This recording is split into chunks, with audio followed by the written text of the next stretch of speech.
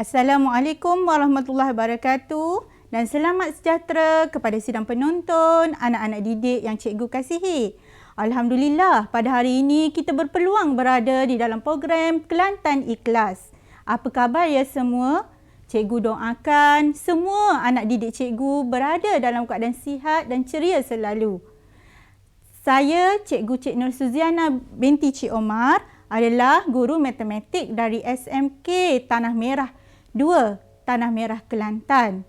Pada hari ini, cikgu akan membincangkan matematik tingkatan 1 berkaitan dengan bab 1, iaitu pola dan jujukan. Baiklah pelajar, pada pengajaran yang lepas, pelajar telah didedahkan dengan satu tajuk pola dan jujukan. Cikgu yakin pelajar sudah dapat memahami maksud pola dan mengenal pasti sesuatu pola. Ini telah dihuraikan dalam 1.1. Seterusnya, dalam 1.2, pelajar boleh menyatakan maksud jujukan dan mengenal pasti suatu jujukan. Dan yang paling bertuah, pelajar dapat mengenali segitiga Pascal dan nombor Fibonacci yang bagi cikgu begitu unik. Betul tak anak didik cikgu sekalian? InsyaAllah, cikgu akan cuba membantu pelajar dengan sebaik mungkin untuk memahami subtopik 1.3, iaitu apa yang kita akan bincangkan hari ini, iaitu pola dan jujukan. Baiklah pelajar, seperti di paparan skrin ini, standard pembelajaran pertama yang cikgu akan bincangkan ialah membuat generalisasi tentang pola suatu jujukan dengan menggunakan nombor, dengan menggunakan perkataan dan dengan menggunakan ungkapan algebra. Di sini cikgu nak lontarkan satu persoalan kepada pelajar. Apakah yang dimaksudkan dengan generalisasi? Wah, bagus. Pandai anak didik cikgu. Generalisasi merupakan satu kesimpulan. Seterusnya, kita lihat 1.3.1, pola suatu jujukan menggunakan nombor, perkataan dan ungkapan algebra. Mari kita lihat satu jujukan nombor yang akan diberikan, iaitu yang terdiri daripada nombor 6, 9, 12, 15 dan 18. Baiklah pelajar, seperti yang pelajar telah ketahui sebelum ini, jujukan mempunyai pola-pola yang tersendiri. Di sini, daripada jujukan nombor ini, kita boleh menulis pola. Ingat ya, dalam 3 bentuk, iaitu pertama adalah nombor, dalam bentuk nombor, dan yang kedua adalah dalam bentuk perkataan, dan yang ketiga dalam bentuk ungkapan algebra. Baiklah pelajar, cikgu akan terangkan macam mana untuk kita dapat pola suatu jujukan dengan menggunakan nombor. Urutan nombor ataupun jujukan nombor adalah seperti berikut: 6, 9, 12, 15 dan 18. Macam mana ya untuk kita dapatkan pola? Untuk kita dapatkan pola, kita perlu cari perbezaan antara sebutan yang pertama dan sebutan yang kedua. Mari kita lihat yang pertama, 6 dan 9. Dari nombor yang kecil kepada nombor yang lebih besar, seperti yang awak telah belajar sebelum ini, maka ini telah berlaku proses penambahan, iaitu 6 tambah 3 akan menghasilkan jawapan 9. Mari kita lihat untuk sebutan yang seterusnya. 9 tambah 3 sama dengan 12. Jawapan masih betul. Baiklah. 12 tambah 3 sama dengan 15. Dan akhir sekali, 15 tambah 3 sama dengan 18. Jadi pelajar, di sini cikgu dapat menulis pola satu jujukan dengan menggunakan nombor, iaitu pola ialah tambah 3. Seterusnya, tadi kita menerangkan dalam menggunakan nombor. Sekarang, cikgu akan terangkan pola suatu jujukan dengan menggunakan perkataan. Kita lihat contoh jujukan yang sama, iaitu 6, 9, 12, 15 dan 18. Kita tahu pola dalam bentuk nombor adalah tambah 3. Sekarang kita ingin menulis dalam bentuk perkataan. Okey, jadi pola dalam bentuk perkataan bagi jujukan di atas adalah menambah 3 kepada nombor sebelumnya. Okey, senang kan pelajar? Okey. Seterusnya, okey. Pola suatu jujukan menggunakan ungkapan algebra. Cikgu faham bila sebut ungkapan algebra, pelajar menjadi panik. Sebab pelajar menghadapi masalah dalam algebra. Tapi jangan bimbang, untuk ungkapan algebra bagi jujukan ni adalah teramat mudah. Okey, kita tengok jujukan, kita lihat semula jujukan tadi, iaitu 6, 9, 12, 15 dan 18. Baiklah, pola yang kita dapat adalah tambah 3. Okey, kita tulis tambah 3. Kemudian cikgu letakkan N di belakang. N tu adalah mewakili sebutan algebra. Jadi tipsnya adalah ambil nombor yang pertama. Cikgu gabungkan 6 tambah 3N sebagai ungkapan algebra, di mana keadaan N bermula daripada sifar 1, 2, 3, 4 dan seterusnya. Tapi pelajar, kita kena uji dulu sama ada ungkapan algebra ini sah untuk kesemua sebutan dalam jujukan. Okey, mari kita lihat sebutan yang pertama ataupun nombor yang pertama dalam jujukan tersebut. Nombor tersebut adalah 6. Okey, kita uji. 6 sama dengan 6 tambah 3N. Di sini cikgu telah gantikan N disebabkan N kita bermula dengan sifar. Jadi cikgu gantikan N dengan sifar. Jadi 6 tambah 3 darab sifar bermaksud 6 tambah sifar. Jadi jawapannya adalah 6. Okey, sama dengan jawapan pada nombor pada jujukan kita. Kita uji pula untuk sebutan yang kedua, iaitu 9. 9 sama dengan, okey, ambil ungkapan algebra tadi, 6 tambah 3N.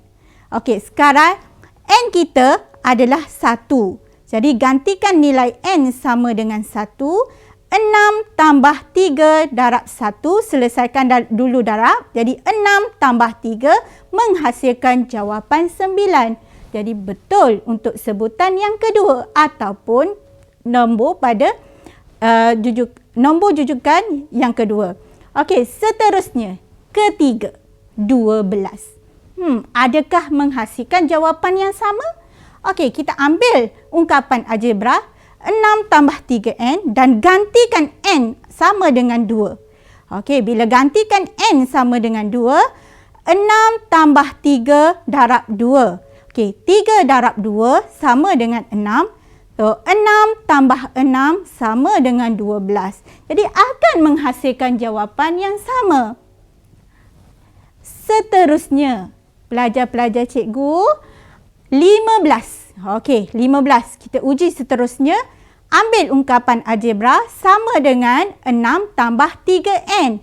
Sekarang ni tempat N kita kena gantikan dengan berapa? Okey, bagus. Dengan nilai 3. So, 6 tambah 3 darab 3 sama dengan 9. So, 6 tambah 9 sama dengan 15. Okey, satu lagi pelajar.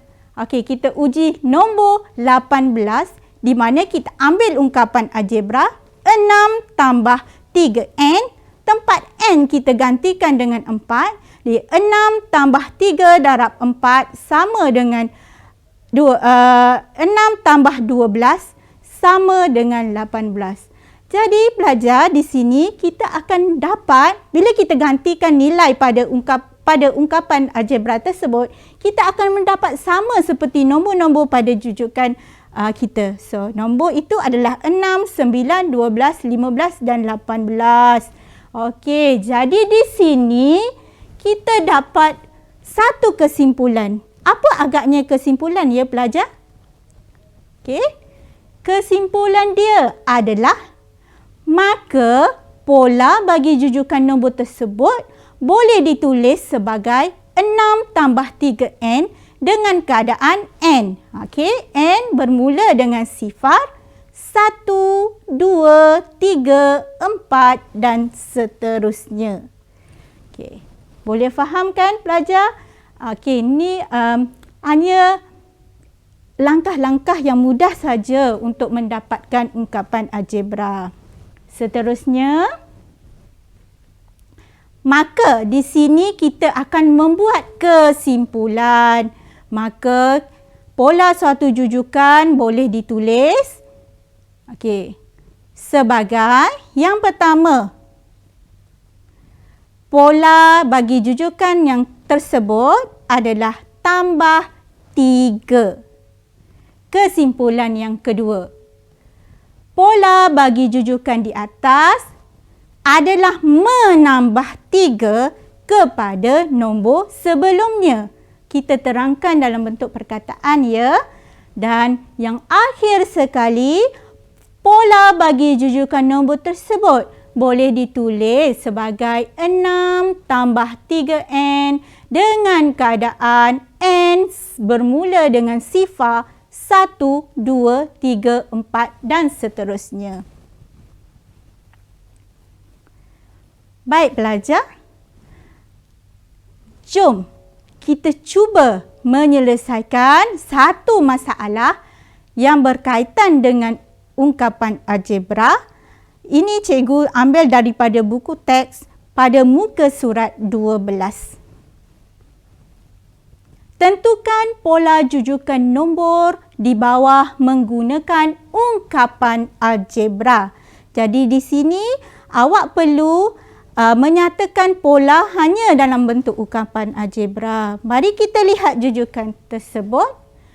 3, 1, negatif 1, negatif 3. Langkah yang pertama, kita perlu dapatkan pola terlebih dahulu. Seperti biasa, perhatikan nombor yang pertama ataupun sebutan yang pertama adalah 3. Sebutan yang kedua adalah 1. Okey, jadi nombor yang pertama lebih besar daripada nombor yang kedua, maka polanya biasa adalah tolak. Okey, jadi pola yang kita dapat adalah 3 tolak 2 sama dengan 1. Kita uji untuk yang seterusnya. Adakah 1 tolak 2 akan menghasilkan jawapan negatif 1? Okey, ya, betul. Akan menghasilkan jawapan negatif 1. Pelajar boleh menggunakan kalkulator ya. Okey, seterusnya negatif 1 tolak negatif 2. Negatif 1 tolak 2 akan menghasilkan jawapan negatif 3. Jadi, di sini apa yang kita perolehi adalah negatif 2. Polanya adalah negatif 2. Kemudian ingat tak langkah cikgu yang tadi? Negatif 2 dan cikgu letakkan sebutan algebra iaitu n di belakang. Okey, jadi negatif 2n.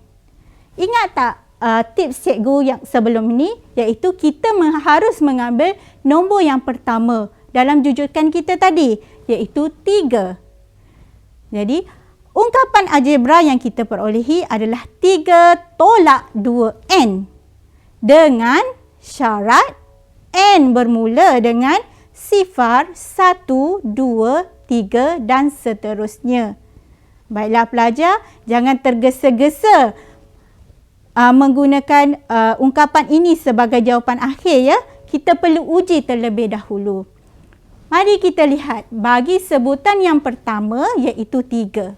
Okey, 3 sama dengan ambil ungkapan algebra tersebut iaitu 3 tolak 2n di mana nilai n kita gantikan dengan sifar. 3 tolak 2 darab sifar akan menghasilkan jawapan 3. Jadi betul untuk sebutan yang pertama. Seterusnya sebutan yang kedua. 1 sama dengan 3. Kemudian kita ambil tadi ungkapan algebra tadi dan gantikan di kedudukan n dengan nilai 1. Jadi 3 tolak 2 darab 1 sama dengan 1. Okey, betul untuk sebutan yang kedua. Seterusnya sebutan yang ketiga, negatif 1. So, kita ambil ungkapan algebra 3 tolak 2n di mana tempat n kita gantikan dengan nilai apa pelajar? Oh, betul. Nilai 2.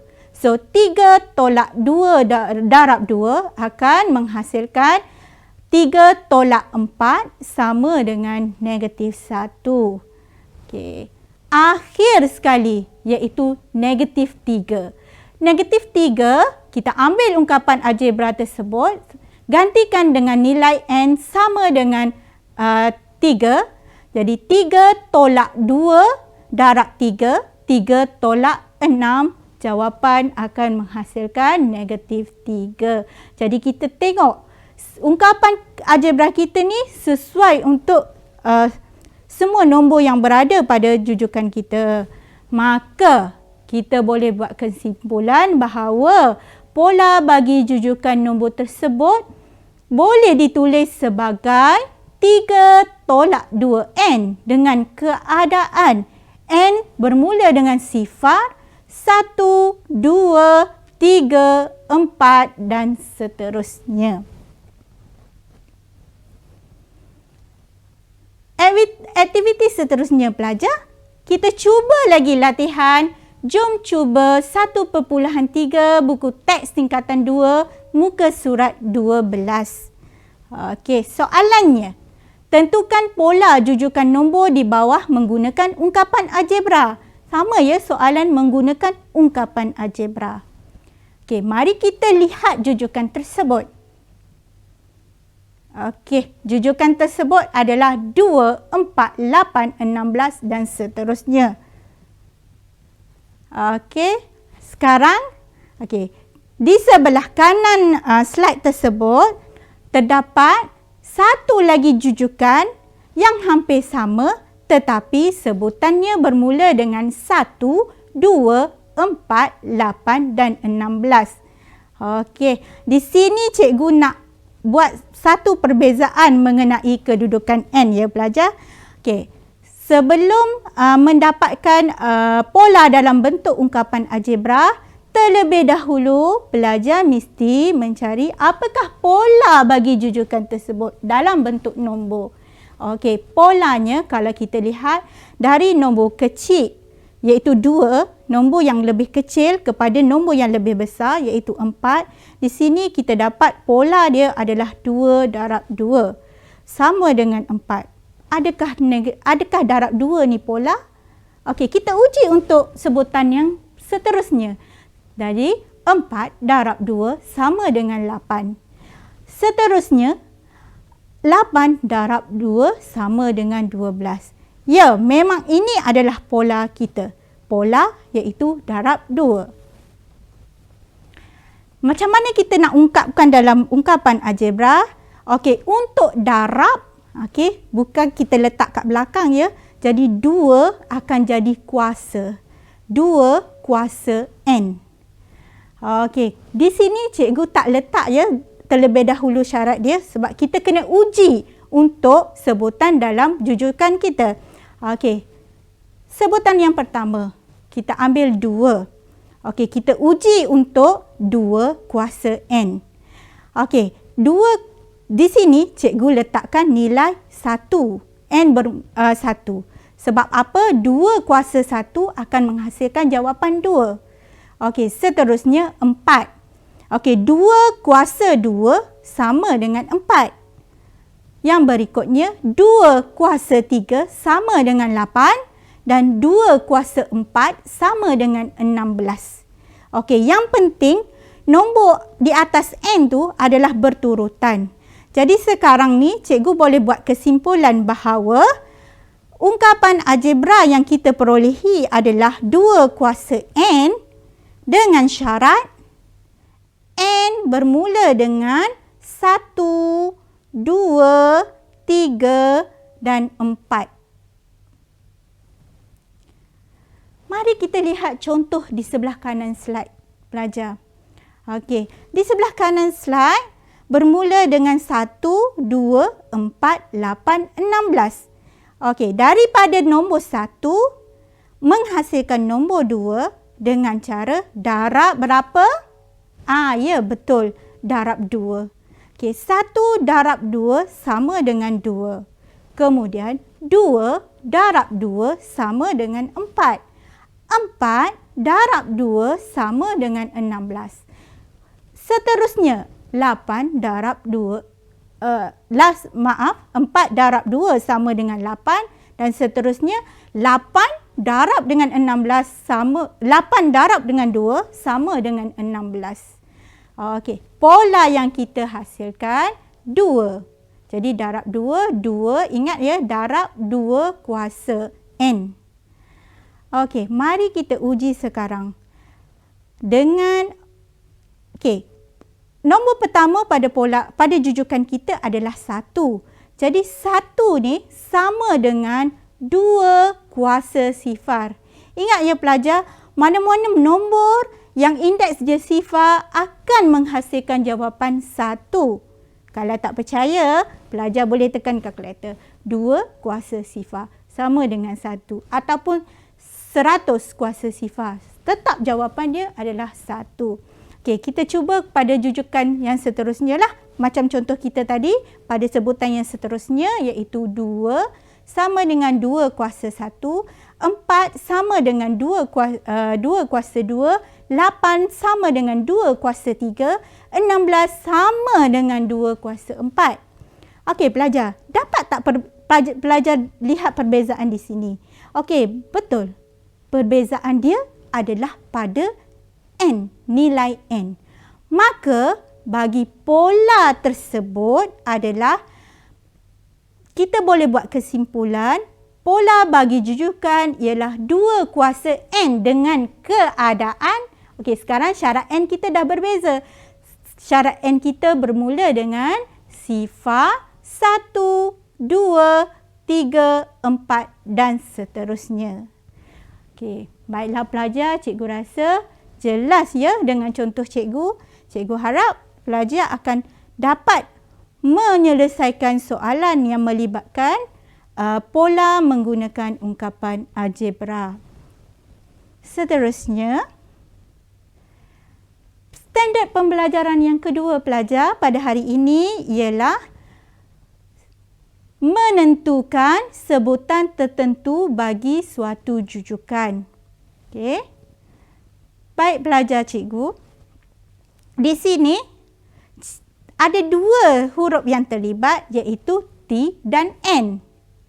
Sebutan suatu jujukan dikenali sebagai sebutan ke N dan ditulis sebagai TN, iaitu yang pertama T mewakili sebutan, manakala T adalah sebutan, manakala N ialah kedudukan sebutan.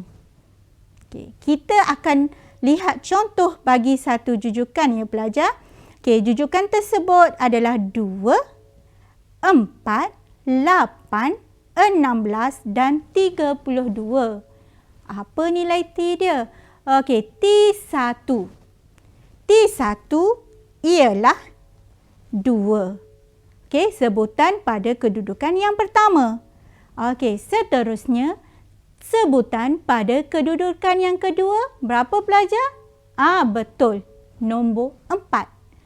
Seterusnya, kita lihat pula sebutan pada kedudukan yang ketiga. Ya, pandai pelajar, sama dengan 8.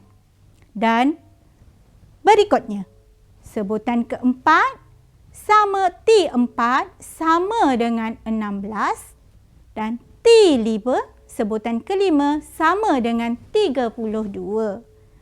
Begitu senang kan pelajar untuk mencari sebutan. Maka kesimpulan kita boleh ditulis sebagai Tn ni merupakan sebutan ke N. Okey, N ni adalah ungkapan algebra ya, seperti cikgu cakap, N ni adalah sebutan algebra. Okey, baik pelajar, kita lihat contoh yang seterusnya. Contoh yang pertama, hitung sebutan ke-7 dan sebutan ke-11 bagi jujukan nombor tersebut. Diberi jujukan tersebut adalah negatif 3, 5, 13. Baik pelajar, sebelum kita mendapatkan sebutan ke-7 dan sebutan ke-11, seperti biasa kita perlu mengetahui apakah pola jujukan tersebut. Jadi kita uji pola ya. Kita tengok dari negatif 3. Negatif 3 ni nombor yang lebih kecil daripada sebutan yang kedua iaitu 5. So, dari negatif 3 untuk menghasilkan 5.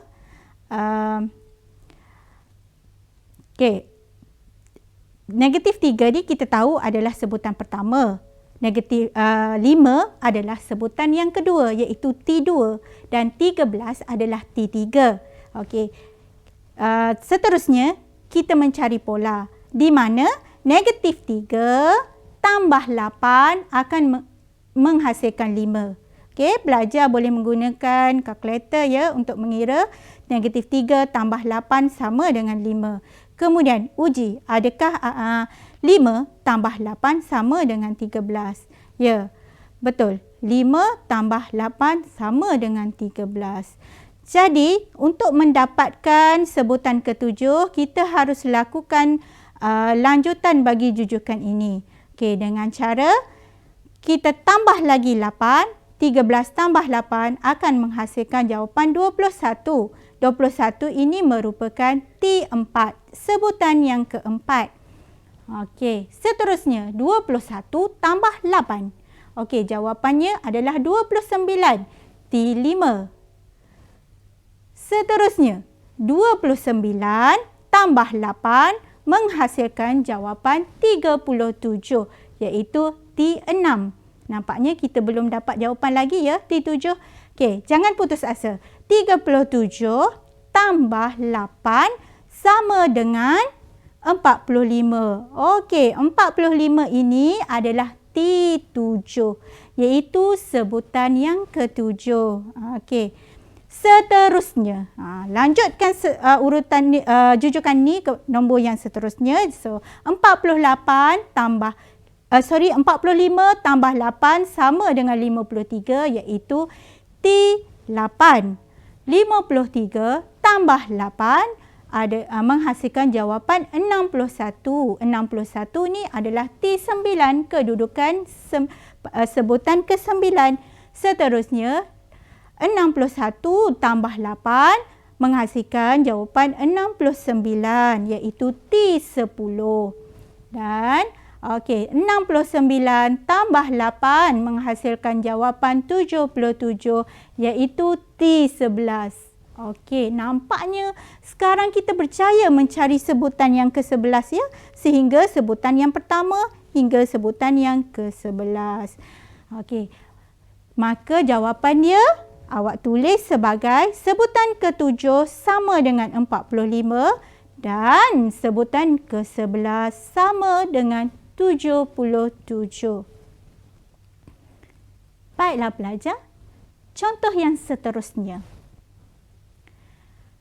Diberi bahawa rumus bagi satu jujukan diberi oleh Tn sama dengan 4 tambah N.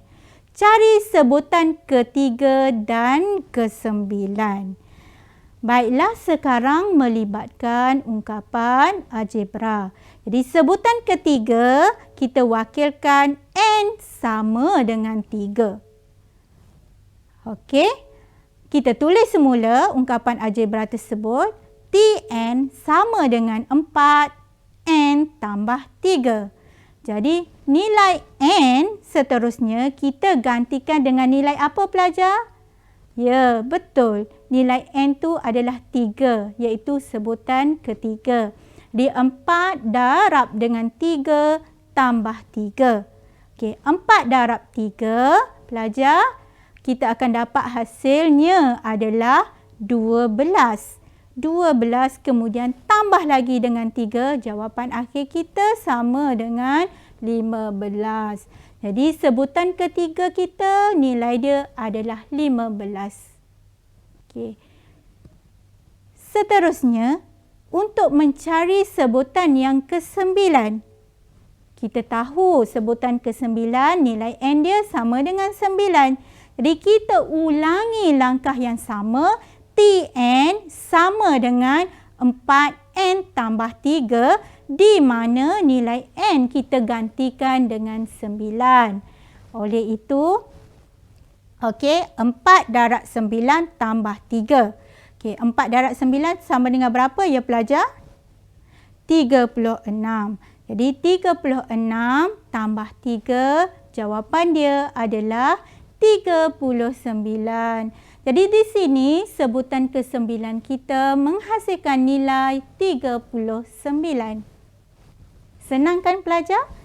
Okey. Tidak lengkap sekiranya cikgu tidak membincangkan soalan berkaitan dengan penyelesaian masalah. Okey, sekarang cikgu ambil soalan ni dari buku teks muka surat 15, iaitu soalan yang ke-9. Baiklah pelajar, kita masih lagi pada contoh yang sama, iaitu contoh 9, di mana Nina menyusun butang baju seperti di bawah, seperti gambar rajah di bawah ya. Okey, soalan D adalah hitung nilai T6. Okey, maksud T6 adalah sebutan ke-6. Jadi kita susun 6, 12, 18, 24. Kita tahu polanya adalah tambah 6. Jadi 6 tambah 6 sama dengan 12. 12 tambah 6 sama dengan 18. 18 tambah 6 sama dengan 24. 24 tambah 6 sama dengan 30. Seterusnya, 30 tambah 6 sama dengan 36. Baiklah pelajar, maka T6 kita adalah sama dengan 36. Seterusnya, okey, kesimpulan keseluruhan cikgu tunjukkan di dalam peta minda tersebut, di mana okey menghuraikan tentang apa yang telah cikgu sampaikan, pola mengenai pola suatu jujukan dan sebutan bagi suatu jujukan. Okey, pelajar boleh lihat di sini ya keseluruhan apa yang kita telah belajar tadi. Okey, seterusnya cikgu harap pelajar dapat memanfaatkan ilmu yang diperolehi pada hari ini. Cikgu mohon maaf sekiranya terdapat kesalahan dan terkasar bahasa sepanjang penyampaian cikgu. Sebelum cikgu akhiri pengajaran cikgu hari ini, cikgu akan akhirinya lah dengan serangkap pantun, iaitu kalau ada sumur di ladang, boleh saya menumpang mandi. Kalau ada umur yang panjang, boleh kita berjumpa lagi. Sekian, terima kasih.